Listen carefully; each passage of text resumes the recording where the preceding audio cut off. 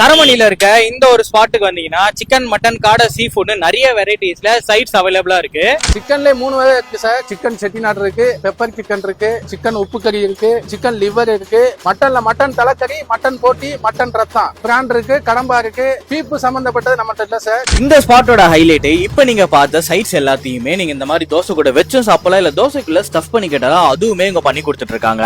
நான் அவங்க கிட்ட இருந்து ஒரு பிரான் தோசை, கொத்து பரோட்டா, தென் அவங்களோட பெஸ்ட் செல்லரான சிக்கன் செட்டிநாடு வித் கல் தோசைன்னு எல்லாமே வாங்கி ட்ரை பண்ணிருந்தேன். டேஸ்ட் வைஸ் எனக்கு அந்த பிரான் தோசை ரொம்பவே பிடிச்சிருந்தது. நல்ல காரசாரமான பிரான் கிரேவி அந்த முருகலான தோசைகளை ஸ்டஃப் பண்ணி கொடுப்பாங்க. இதுக்கு சைட்ஸா எதுவுமே தேவைப்படாது, நீங்க அந்த கிரேவியே வச்சு சாப்பிடலாம். டேஸ்ட் வைஸ் அவ்வளவு நல்லா இருக்கும். தென் அவங்களோட பெஸ்ட் செல்லிங் காம்போவான Chettinad chicken gravy with kal dosa, pepper பேஸ்ல நல்லா காரமா பண்ண சிக்கன் கிரேவி அந்த சாஃப்டான கல் தோசையோட சாப்பிடும்போது டேஸ்ட் சும்மா தரமா இருந்தது.